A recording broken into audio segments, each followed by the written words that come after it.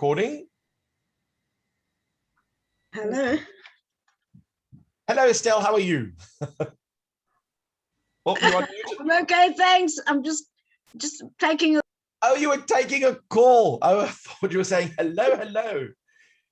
And then, if I recall correctly, Edward, you wanted to know how to get the photos off your phone onto the PC. Yes, sir. That's right. Okay. Well, today I'm going to demonstrate it using my phone because you have a Samsung phone, so it is an Android phone. So I will show you how to do it with an Android phone. I did find a very interesting app that allows you to just send stuff over the Wi-Fi from your PC to your phone and from your phone to your PC, but I haven't got it to work yet. So maybe it's just my antivirus software. So I'm going to play around with it a little bit more, but it looks quite interesting. Okay. Stephen, hi, Stephen. Fazia here. Hi there. Hi there. I just want to know how we actually get hold of the recordings. I did send them through to Diana's. That's why I said if we had a nice little website or a page where we could store all these things, that everyone would always have access to it. Yeah, that would be helpful. I mean, I can send it to you now if you want. Yes, definitely. Thank you. No I'd problem. love it. Thank you. So let's get a link. This one here is for the 14th of June. I'll type that in the chat right now. And the next one is for the 21st of June. Yeah, that would be helpful. There we go.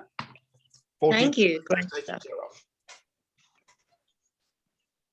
Now, it might be that because of the virus, we might have fewer people. You never know. People might be too scared to come out on the internet.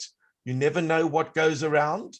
And if that is the case, then clearly they don't understand how technology is working, because this is probably the safest way to come to a session where you get to learn about technology without the fear of catching anything.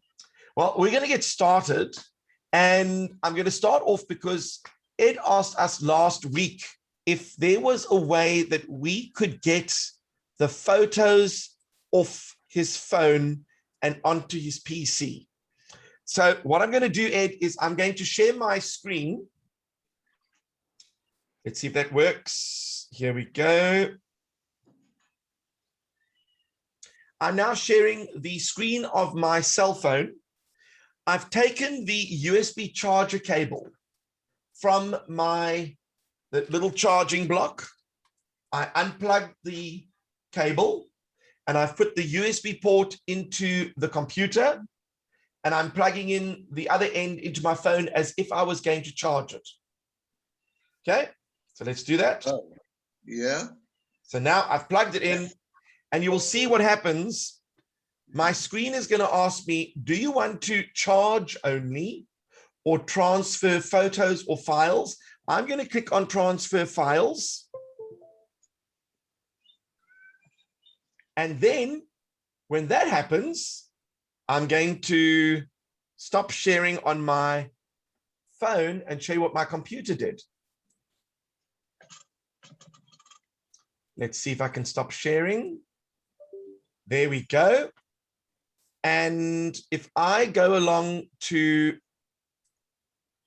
my computer, let me see if I can share my screen over here.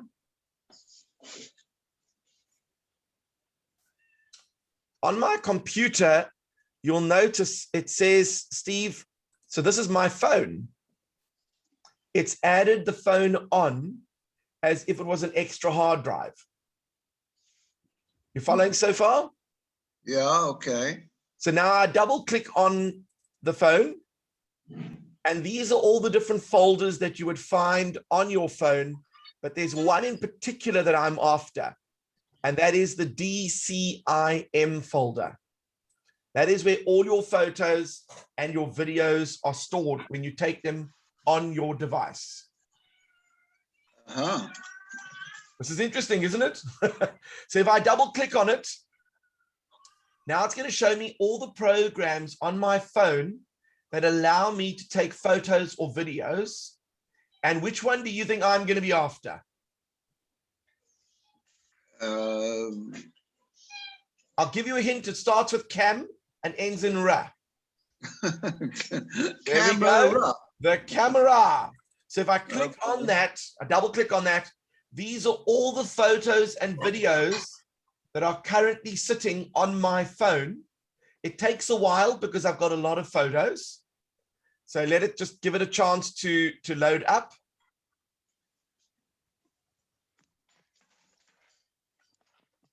And while it's doing that, I'm just going to scroll down to the latest ones. And I'm going to change the view to extra large icons so I can see them.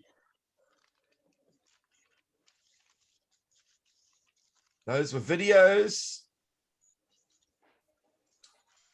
So here's, for example, a photograph that I took on the promenade 2 days ago. So I would normally choose the photos that I want to move. I don't have to move them all. So this one and this one, and I'm going to choose, let's say, a video here and this video there. And the way I would normally choose things is you can either push the control button down on your keyboard. It's usually on the bottom left-hand corner. Yeah. And then you can individually select files. You don't have to select all of them. You can select just 2 or 3 with a gap in between. Here we go, this one here and this one here. You'll see they are slightly blue. So as long as you're holding down the control button when you do this? I'm holding down the control button and then I'm just clicking on the photos and files that I want. Okay. And when I'm done, I then click on right click, copy. And then I go to where I want to copy them. We're going to put it under CJSA. It's over here in this folder. And I'm going to create a new folder over here called photos. Go into it. And then I'm going to right click and push paste. And now what it's doing is it's copying all those photos and videos directly onto my computer. Oh, okay. So this works very well with Android. iTunes, I mean, iPhones are a little bit more complicated, but technically you should be able to access a phone by plugging in the cable. It'll probably ask you, do you want to charge or transfer photos and files? I just choose transfer files. And then once you do that, doesn't it say transfer photos? You don't click that? Well, I chose the files one in case there are other types of files that I want to also move. So for files includes photos. Correct. File is anything. Photos are specifically photos. Oh. So I've just got in the habit of transferring all files. And then obviously you can just drag and drop. So if you wanted to, let's pretend, for example, I've got 2 windows open. Let's open up another window over here. Let's go like this. What I could do is I could go into my phone. See if I can find it here. There we go. I can go in again. I'm going to look for DCIM, which is this folder here. I'm going to look for camera. And I'm just going to grab, watch what I'm going to do. I've got 2 windows open, this one and the photos window. And what I could do is I could just grab one photo. Let's find one. Here we go. I can just grab this one and just drag it across. And it just copies it straight away. That's when you're more proficient at dragging things and dropping things from one window to the other.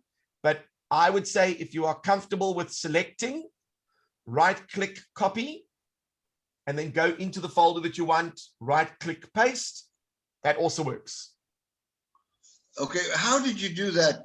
How did you open two windows? That's something I don't know. That is a very good question. So you'll notice a window has got 3 buttons on the top. When the window is completely full and open, you've got a little minus, you've got 2 little pages next to each other, and then you've got a cross. A cross will close a window down. A minus will minimize the window to the bottom of your screen. So if I go to the bottom of my screen over here, I can find that windows again. There we go. And if I click on the 2 little squares, let me show you what happens. Here I've got the full window. If I click on these 2 little squares, it makes it a smaller version. But if I go to the edges, I can actually resize it to any size I want, and I can have 2 windows open at the same time. Let's just move one over here, make it a bit smaller, and I can have them next to each other if I wanted to. So one could have a web page open, playing a video, while another one has got something else open. So I can have the 2 next to each other if I wanted to. And then if I want to make them big again, I click on the little square. If I want to make them small again, I click on the 2 little things that restore them down to a smaller size. And remember, I can always then drag and drop. So if I take if I put my mouse on this picture and I hold my left mouse button down, I can just drag it across and then let go, and it'll add it on straight away.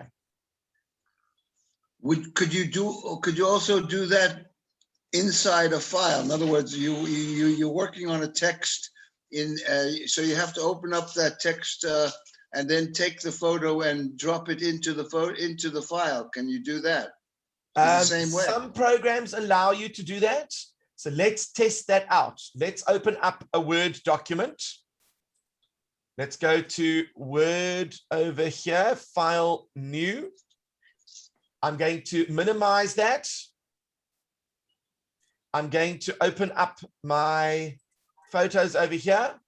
I'm going to drag this over here. And it did it. Isn't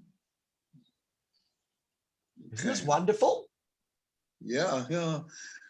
But if you wanted to do copy and paste, you can do this. That would work as well. You don't. So I can right click. I can go to copy. I can go inside here. Let's just make some space. Let me make this a bit bigger so I can actually see it. Right, and I can right click here and paste, and it'll put the photo there. No problem. All right. Wow. Is that helpful? Yes, very. If I can remember it when you. Well, you see, you're going to have the video to watch it. But, yeah, that's right. That's good. Yeah. Yeah, and one last thing, if you've got a good memory, one thing I do want to say is that you can right click on a file and click on copy, or you can push the control button. So here I have selected the 2 files I want to copy. I push the control button down, and while I'm holding it down, I push the letter C for control, C for copy. So now I've pushed control C, I've copied it. And then I go to another folder over here. Let's choose this folder over here. And I'm going to push control V, and that'll paste them. So control C to copy and control V to paste. V, did you say Victor? V for Victor. Yeah, V for Victor. I'm not sure why, because you see, I think control P used to be print. And that's why you didn't want to go and print things accidentally. Oh, I see. Okay. So control C to copy, control V to paste, and control X to delete. Oh, control X is delete. Yeah, oh, so if I select these 2 files over here, I can push control X and they would be gone. If I go like this and I go back, Let's go to CJSA. Control X. Normally, you take them like this. Control X, delete. And I would use Control X. It's actually not to delete, sorry. It's to cut. So the one is to copy. So you leave a copy of the photos in that album. The other one is to take them out of that album and put them into another album. So let me show you again. Control C. If I go into photos and I take this photo here, Control C, and I go over here and I paste it. There we go. I've pasted it. The problem is, of course, that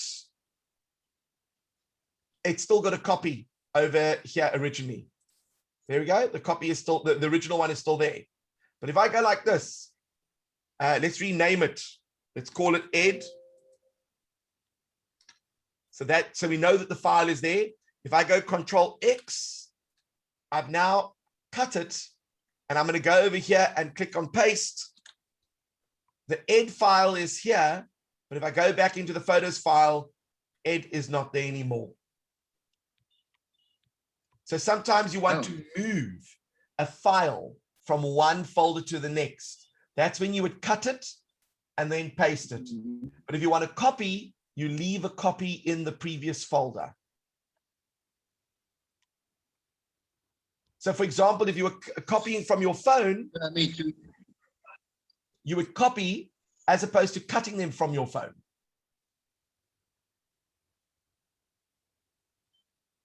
Does that make sense? Yeah. Okay. Yes. Perfect. All right. Well, so you've learned some new skills today, copying, cutting, and pasting. Right. I'll throw one more at you since you are so eager to learn, and that is Control A. What does Control A do? It selects everything. So here's an example of Control A. I'm going to choose, here we go. I've got this folder over here. I want to choose all those photos. So what do? I push Control A and it selects everything. See how it all went blue? I'll do it again. Control A selects everything. And then I can just copy that and paste it. If I was doing all the files in one particular folder, instead of clicking on each individual one to select them, I can just Control A, copy them all, and move them over to that folder. Okay. So that was a useful set of tools for those of you that never have. I mean, out of interest, Rebecca and Hadija, do you guys ever use Control A, Control C, Control V, Control X? No? Sometimes. I use it all the time. Yeah, I use it all the time. Yeah, it's a very, very useful thing. I use Control Z. It's undo. And Yes, when I Control make- Z. Oh, I didn't mention that. Control Z is to undo something that you've done. Some didn't people know like that to one. push the actual undo button at the top of the screen when they've made a little mistake, but Control Z is very helpful to undo. So let's say you've copied some folders or a file over to another place, but you've actually copied the wrong thing. You can actually undo that process by pushing Control Z. So let me give you an example. Let's go to share screen. I want to copy these three. I want to copy them to a new folder. So Control C.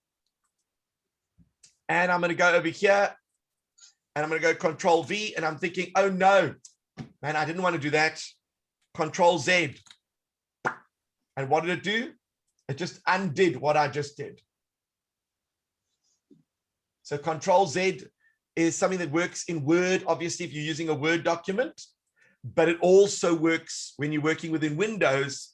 It can undo what you've just done as well.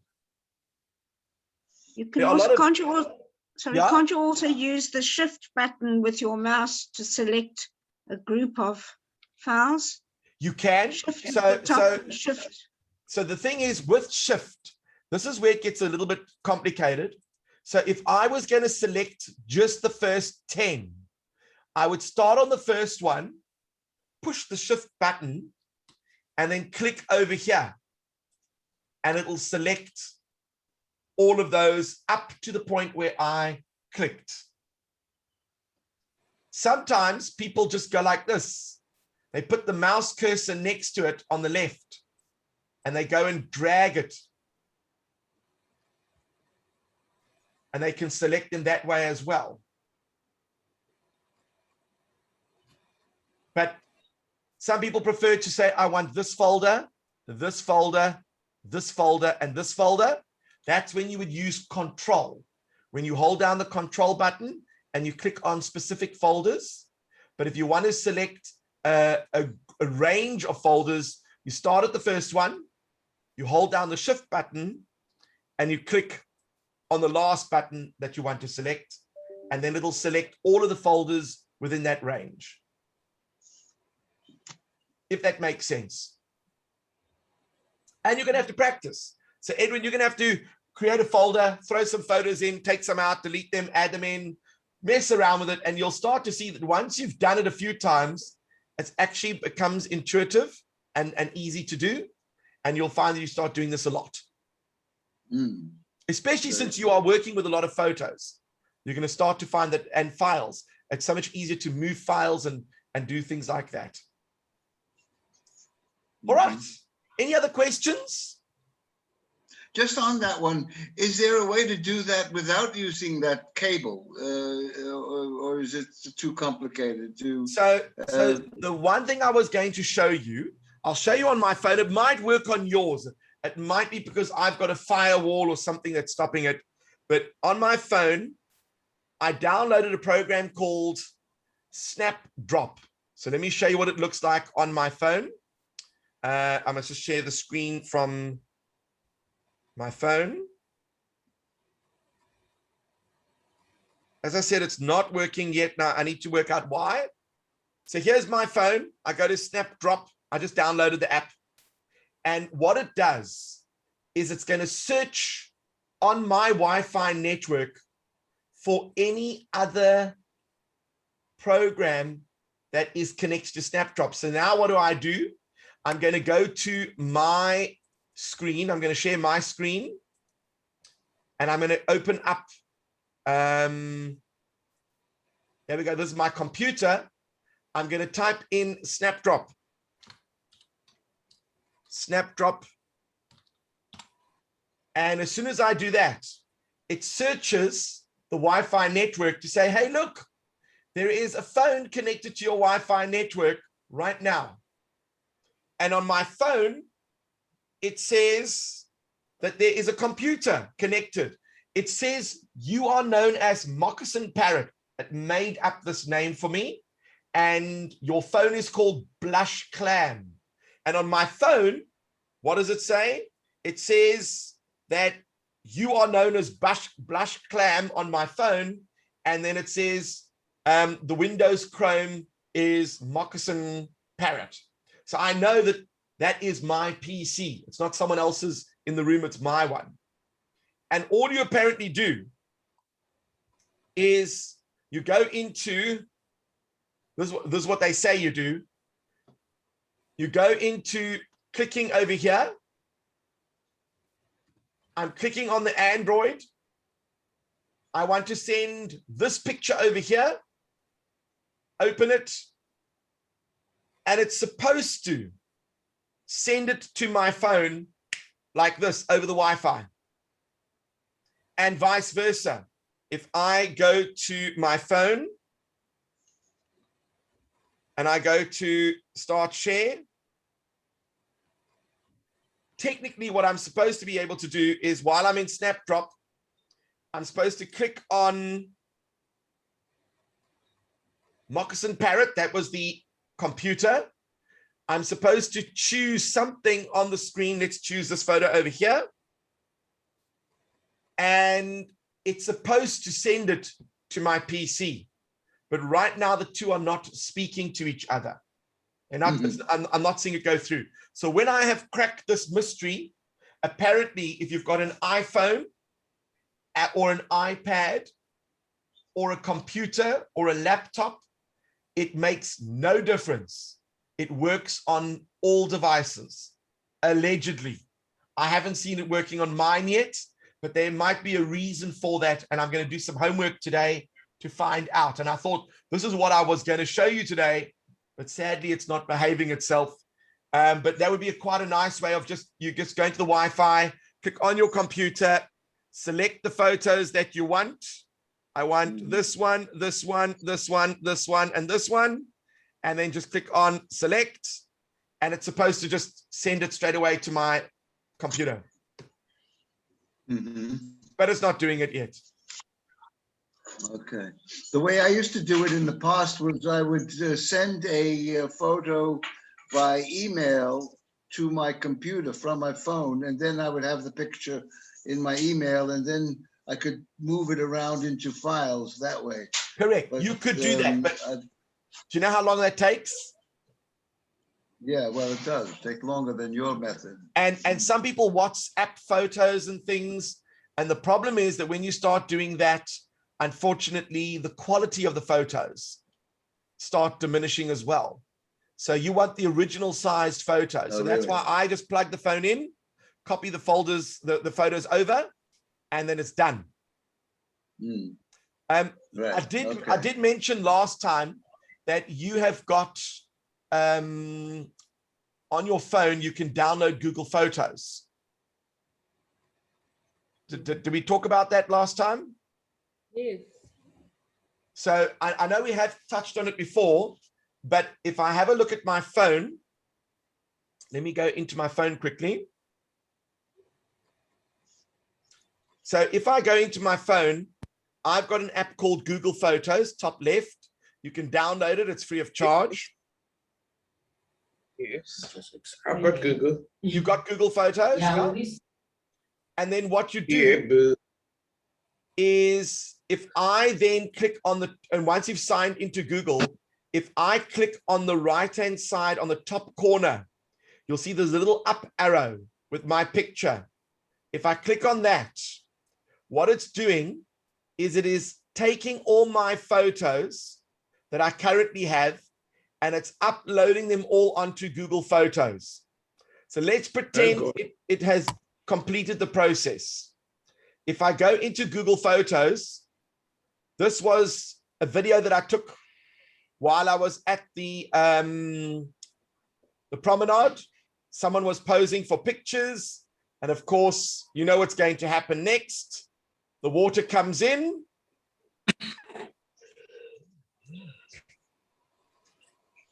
And completely sprays her because she wasn't looking. So that is now sitting in my Google Photos. So if I go along to my computer and I go like this, let's go to Google Photos. All the photos that I have uploaded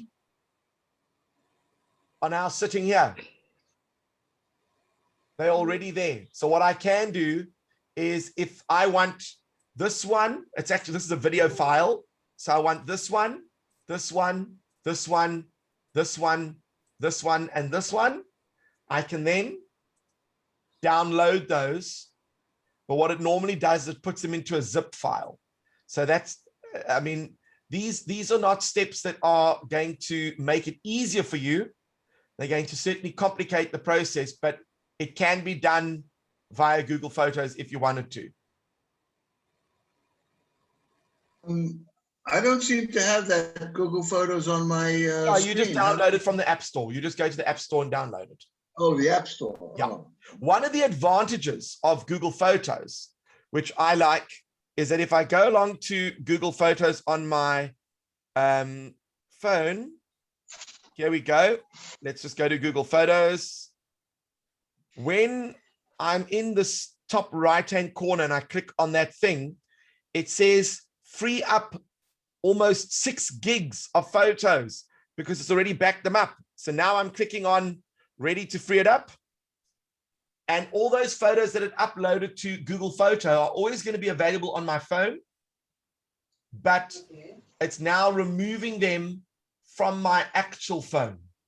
So I don't have to, because you know, a lot of people take up to 10, 15 gigs of photos. They've never ever removed those photos from their phone. So it just takes up space and means there's less space on your phone. Right now, I'm busy removing, it's freeing up space on my phone for other things. Right. So that's one of the advantages of Google Photos, that if I do that, it will actually remove the photos off my phone and keep them in the folder on Google Photos, which you can access. Now it's done. I've just freed almost 6 gigs off my phone, which is amazing. And it's going to continue to upload those last 5 video clips that I haven't finished uploading yet. So that was a little bit of it, like we touched on how to get the photos onto your PC. My gut feel is for you to plug in the cable and you'll see it goes quite quickly.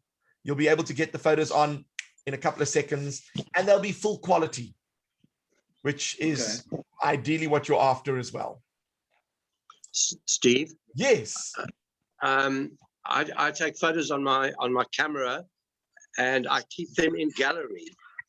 And then gallery has albums and stories and videos. You can keep them class, you know, you can label each file for each collection of, like I've got Kirsten Bosch and I've got Table Mountain or whatever it is. Correct. So Google Photos, would that be an advantage to use that as well? I'll give you an example of what I've done with Google Photos. Let me go like this. So let's pretend I do an event. Here are all the photos. Let's just go like this. Here are all the photos. Let's say I want to share my day at the promenade. I'm going to push shift. And then obviously I can select them all in one go. I go like this to plus an album. I'm going to call this album Promenade. Let's call it Promenade. Promenade. Let's put, what date was it? I think it was the 26th of June. There we go. And done. So now I've got an album with those videos and those photos in, and then I can go like this. I'm sharing this album. I'm going to create a link. Anyone with this link can now view the album. Here we go. I'm sharing that with all of you. So if you would like to see that, let me go into the chat. So there's a powerful thing that if I'm taking photos or videos, I can add them into an album straight away, and I can share that album straight away with family and friends. So grandchildren, if they are taking photos on Google, or they're taking photos on their camera, they upload the photos onto their Google Photos app, and they just stick them into a folder. They can email you the link, and you can always check out the latest photos in your Google Photos. If that makes sense. Yeah. So then obviously I can go, I'll tell you what I like about Google Photos. Here, for example, let's do a birthday party that I did recently. These are some of the photos, or it was a farewell party. These are some of the photos that I took. And of course, you know, I share this with the people that I took the photos of. I share them, the link with them, and straight away they've got those photos. But what is interesting is that if I want to search a person, I'm thinking, oh man, you know, I took a photo of someone at the beach. Oh, no. I want ice cream. Ice cream. Do I have any photos of ice cream? There. Here we go. These are all the photos with ice cream that I've taken over the last year. So Google has got this intelligent search feature that if you are looking for a photo that you took, it tells you this one was taken on Sunday, the 20th of June. That was taken 26th of July, 2020. And there's an ice cream involved. Here's a child with an ice cream over there. There is an ice cream. There is an ice cream. So basically, if I was looking for a photo of a cat, it will find a photo of a cat that I've taken. I'm not sure why there would be a picture of it. Oh, she had a cat on her shirt. That is how intelligent these photos are. They know exactly when to look for it. I took a picture of cat food. So it obviously knew that this was cat food. I don't even know where the cat was. There wasn't even a cat in the picture, but it knew that it was cat. And if I wanted to, this is a feature that you will love. When I'm searching, have a look here. I click on search. I can now go and find a photo of, let's say, my wife. And then it might actually go and search all photos involving my wife. So you can search according to faces as well, which I'm not sure if your gallery is able to do on your phone, but Google has got that intelligent searching feature, which you might find useful. Oh, just on that point, I'm looking at Google Photos. I mean, I looked in my store and it's got all these different things. I don't see the exact photos that you've got there. It says A+ gallery photos and videos, A1 gallery, gallery photo gallery and picture management. I'm not sure which one you downloading. So normally if you go to Play Store, let's just have a quick look. If I go to share screen, if I go to Play Store, let's go to Play Store quickly, and I type in Google Photos.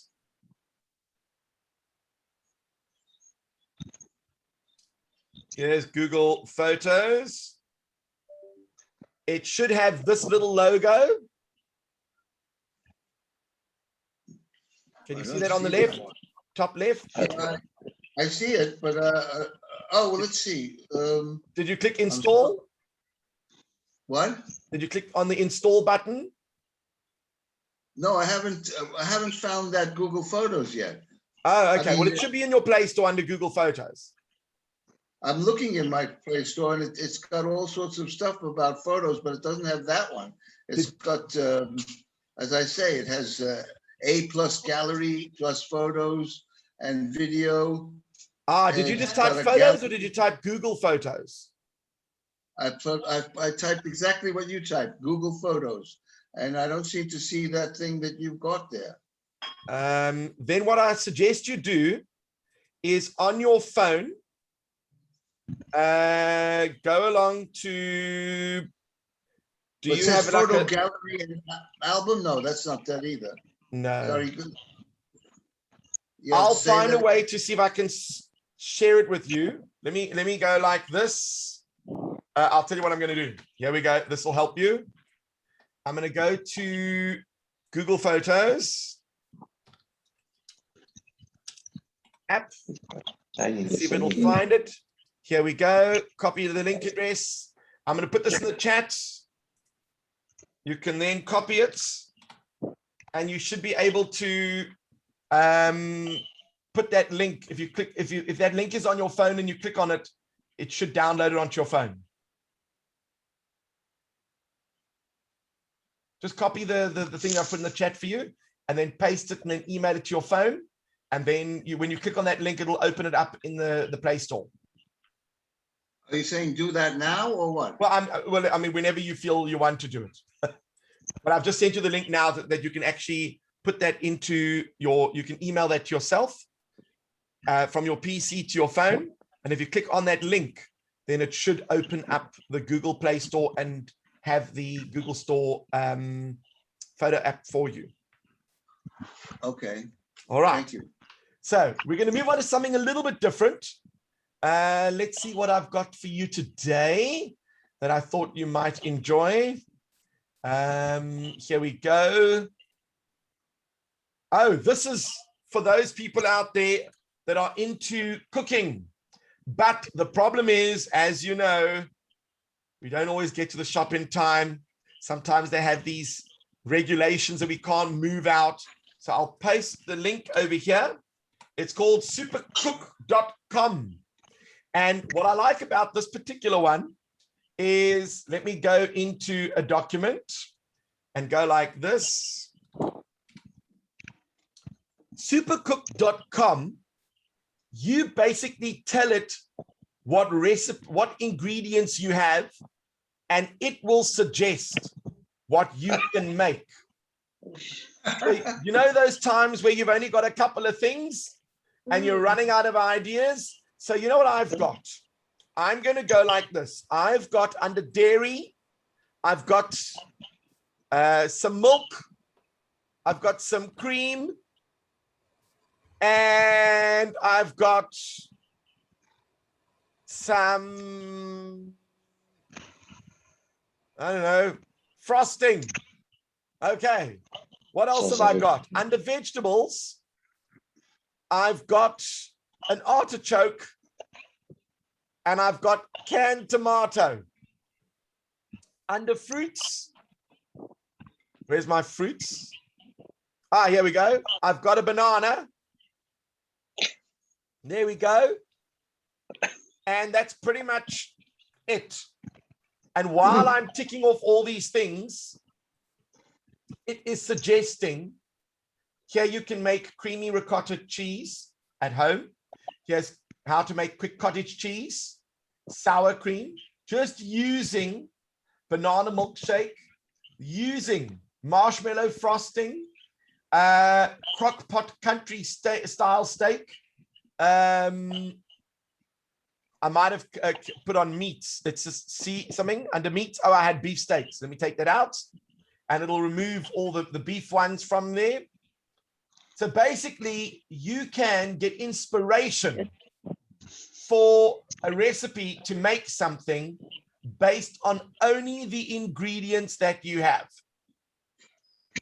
And I think that that's pretty cool, because there are so many times where you are literally stuck for ideas, and you bring out a tin of tuna and you've got like a tomato, and you think, what could I possibly make with tuna and tomato? I wonder, what can I make with tuna tomato? So if I go along to fish, seafood, where's tuna? Oh, it's under, was that? See, no, let's go to fish, sorry. There we go, canned tuna. Now, when you bring canned tuna into the mix, it might start showing you some interesting things that you can do with canned tuna. Simple steak sauce, low carb chocolate, no. What's this? Oh, maybe it's not showing. Oh, tuna steak, canned tuna. How do I clear this whole thing? I want to see if I can clear everything. So, oh, yeah, these are all the things I've got. So I'm taking out banana, I'm taking out tomato, I'm taking out cream, frosting, lettuce, milk, red wine, self-raising flour, Worcestershire sauce. I've got canned tuna, and I've got garlic, chili peppers, and red onion. That's all I've got. Here we go. There's a whole bunch of things that you can make with your ingredients. Some inspiration. So what I do find interesting is that, you know, it's actually quite simply a tool that knows what ingredients goes into a whole bunch of recipes, and use a little bit of artificial intelligence to just narrow it down to give you some ideas on what to make. So that was the Supercook app, which I thought some of you would find useful. But then I thought, you know, some of you are going to be moaning that you can't see the verstunkte screen because your eyesight is not working the way it used to. Yes. So here is a lovely little link. I'm posting it now. It is an add-on for Google Chrome. It is a magnifying glass. And I'm going to show you how it works. I'm going to share my whole screen. And I've added, let's just go to a page over here. I've added this add-on. I clicked on that link. And when you click on that link, let's just do that quickly.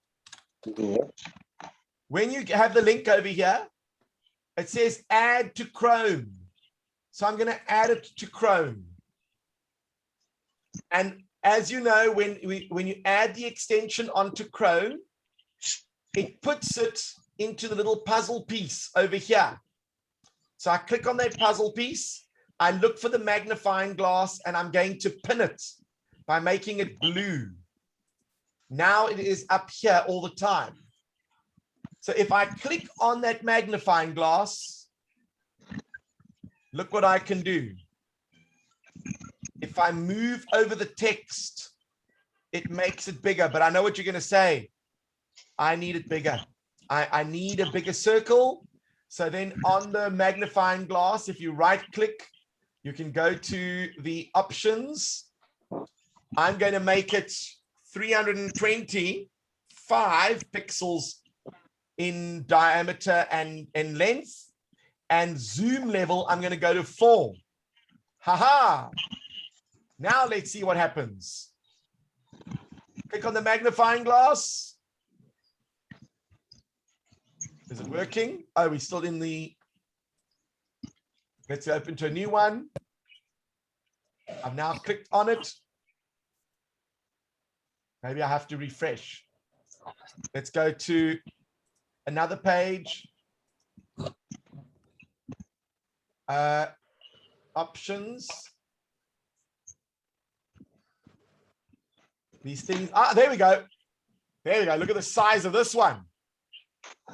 So you can really make it big if you wanted to, and just move the cursor over the writing so that you can read what they are saying. And when you are done, just click on the little magnifying glass and it takes it away again. So that might be quite helpful for some of you that are reading web pages or watching something, but it's too small a detail and you want to obviously increase the size of the detail.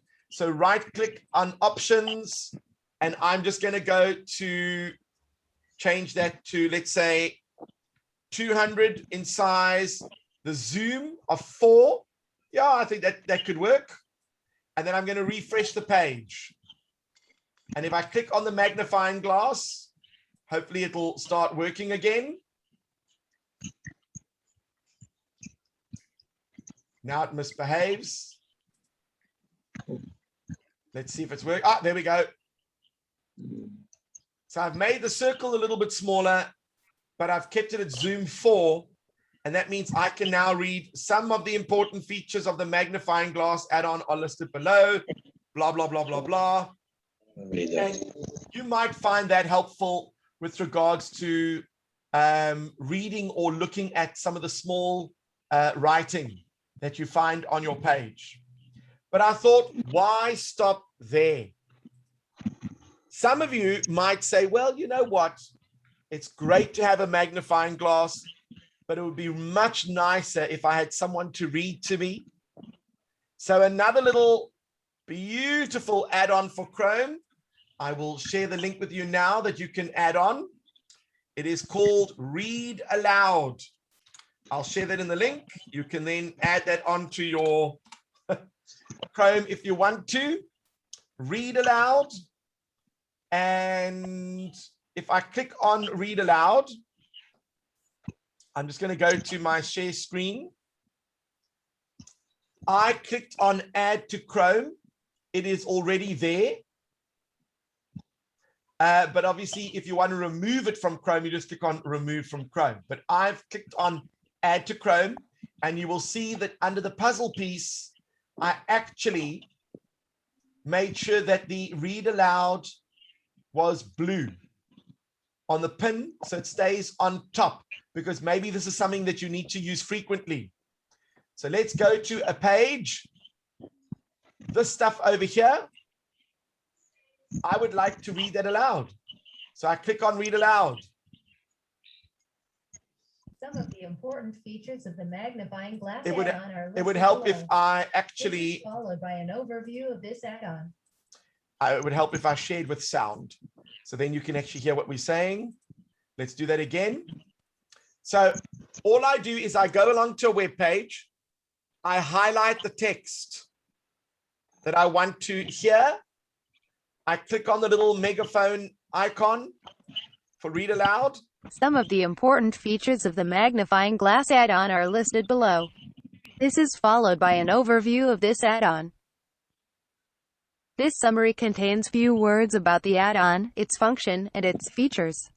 Next is FAQ. This section is useful to get information about how this add-on works in your browser.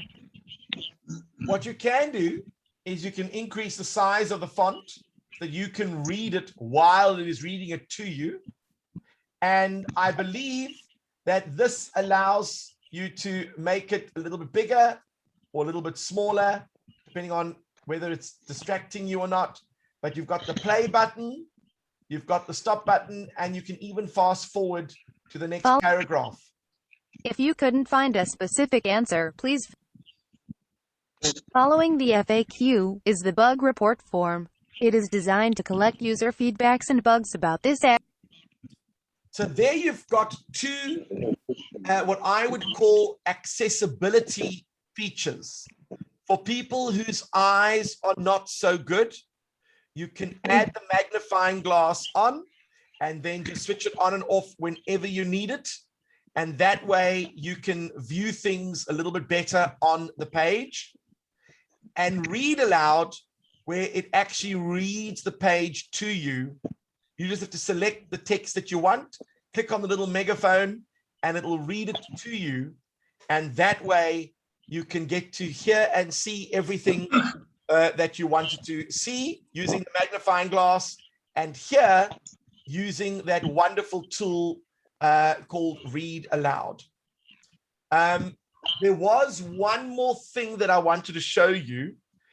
Not everyone is using Google Slides. I did show in PowerPoint that you were able to actually have what we call closed captioning or subtitles in your in your Microsoft PowerPoint, but you can do it on Google Chrome, the Google Slides as well. So let's see where I found it. Okay, so it's not just slides, it's in a whole bunch of things. So this takes a little bit of working, but what you do is when you are in Google Chrome, and I'm going to show you how I've done it, and I'll show you where you can use it. Share screen. Right, so I'm in Google Chrome. You'll see the top of the corner, right-hand corner, there is 3 dots. If I click on the 3 dots, I go to settings over here. If I click on settings, I go to advanced. Here's advanced. And under accessibility, I click on accessibility. And over here, you can switch on live captions.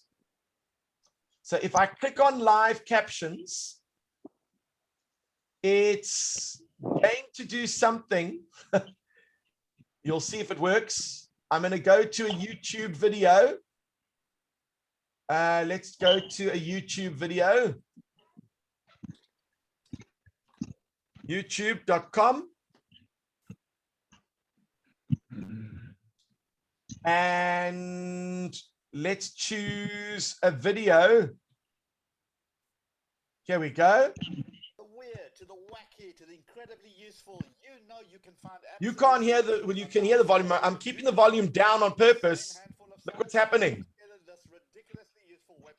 It's automatically putting in subtitles to the video. So that to me is a very powerful tool when you're watching YouTube videos and you don't always get to hear what they're saying. Now automatically it is actually giving you subtitles live as he speaks. I like this website. That's all the 10 So some of you might like that feature, some of you might not. And of course, what I would do is if I didn't want it, I could just go along here, go along to settings, go along to advanced, go to accessibilities, and just switch off live caption. So that way, if I go back to the video, there's no more live captions. So if you are interested, that is a feature that allows you to now have someone speaking to you on YouTube, but you can see all the subtitles in case your hearing is not so good, but you prefer to see what they are saying, then that might be very helpful to you.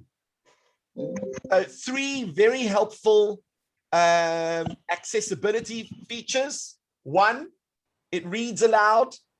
2, it magnifies the screen. And 3, it puts subtitles on all your YouTube videos and other videos as well that you might find very helpful. And that was today's session in a nutshell, unless you've got any questions. Are there any questions for Steve? I do have one. You can ask as many as you like, Ed. Oh, thank you. This is something I don't know whether you. I do editing work, and I usually use Word, but somebody sent me they send a file in PDF. Is there some way to change that, or can I edit a PDF file the same way I edit you asked that question. So, Ed, what version of Word are you using? Oh, I don't know. I'm not sure. If you open up Microsoft Word and you go to File, what do you see? Do you have like a blue panel on your left? Wait a minute. I don't know. You mean I should do this now? Well, you've got Word on your PC right now. So let me show you what I would do. So if I was in Microsoft Word, I would click on File. And when you click on File, do you get a panel like this? A blue panel. Wait a minute. Yeah. Okay. Click on Account. On the bottom, the top choice.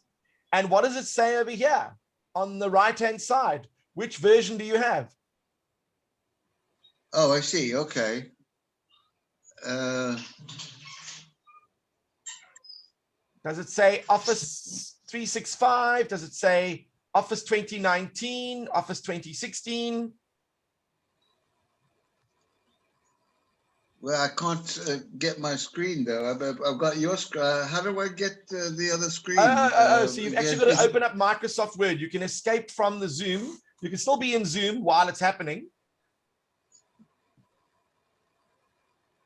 So I must. Oh well, okay. I have to. Maybe I'll make it smaller. Yeah. It doesn't. So on the top of your Zoom, on the right-hand corner, you can say Exit Full Screen. That's funny. It's got View. I want to exit full screen. Oh, there. Okay. There we go. Okay. Let me see now. So you go to File.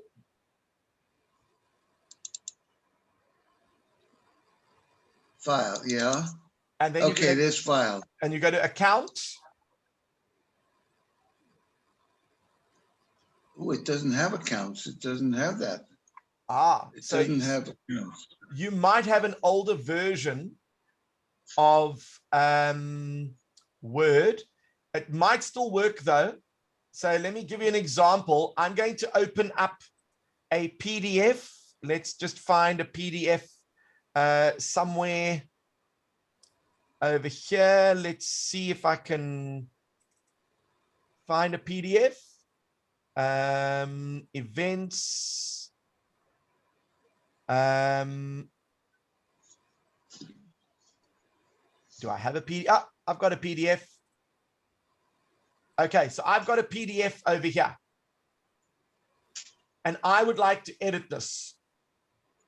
So what I can do is I'm going to find out where this file is. It's over here. I'm just going to go into Microsoft Word. I'm going to go to Open File. I'm going to type in that folder. It's under Events, Mad About Maths. Let's go Browse. Let's go like this. It was a thing called Game. I'm going to open it. I'm now opening up. It says Word will now convert your PDF into an editable work document. And if I click on OK, depending on how much time it takes, because there's a lot of graphics, so it might take a while. There we go. Here is this whole document in Microsoft Word. So okay. Oh, I've lost the screen here now. Okay, so now what you do is on the bottom of your screen, look for the little blue block with a white camera in it. Right. Oh, there. If you click on it, you'll get back to Zoom. So all you need to do is really go to File, Open, and find a PDF file and open it. And if your version of Word is newish, you should be able to open up the file as a PDF, as a Word document. Okay. I wish I've lost your screen entirely. I can't seem to get back to it. Okay, no, it is there. Do you see a small little? Okay, let me do this. I see that, but when I click it, nothing happens. Nothing. Well, we can oh, there see you are. There you are. There you are. We can see you. Okay, so effectively, all you've got to do there you are. Is you go into Microsoft Word and open up the PDF as if it was like a Word document. And when you open it, if your version of Word is newish enough, it will actually open up the PDF as a Word document, which you can then edit, and then you can save as a PDF afterwards. Okay. Does that make sense? I'll look and see, yeah. Okay, if it doesn't, I do have a couple of other workarounds where there are programs that you can use that are free that will convert a PDF to a Word document for you. And I can share that with you for the next session. Thank you so much. Amanda says she uses this thing she's put in the chat there. It's PDF to doc. But as I said, all the new Office programs allow you now to import a PDF and just open it up as a Word document and then edit it and then save it as a PDF again. Okay. So you'll just have to test that out. Yeah. All right. Thanks a lot, Amanda. Excellent. All right. So are there any other questions? Oh, I see Estelle's got a question. Is that the same as when somebody sends you a document that you've got to fill in? You fill it in on the computer, and then you've got to sign it. So you've still got to print the last page to sign it. But I believe you can. And no. Yes and no. That is a very good session that I would like to run. How to complete using Adobe Acrobat Reader, how to complete a document where you have to fill in information. And I will then obviously show you how to scan in your signature, sign a document, and then add your signature onto all documents if you need to. Okay, thanks. You do know that Adobe also allows you to digitally sign, as in it's not a physical signature, it's like a special digital signature. And I will show you both of those next week. So let me make a note that next week you want to learn how to use the, where is it? Over here. You want to do Adobe Acrobat Reader and filling out forms and signing stuff. No problem. Easy peasy. Anything else? Wonderful. Thank you. No more, are there any more questions for Steve? Anybody have any suggestions for next week's session? Or if you can't think of any now, perhaps you can send it through, you know, any suggestions to me or to any one of us, and we can pass it on to Steve. Or other than that, Steve, is there anything else you want to add? Nope. I will see you all same time, same place next week with a bunch of new things to show you. And of course, we will also touch on the Adobe Acrobat Reader, how to get it to read your documents, and then you can fill out forms as well, which I think will be quite useful. Thank you, Steve. Thank you so much for your time. Appreciate it. Excellent. Thank you, everyone. Have a good week. Thanks a lot. Okay. Bye-bye. Steve, Yeah. were you sending the recording too?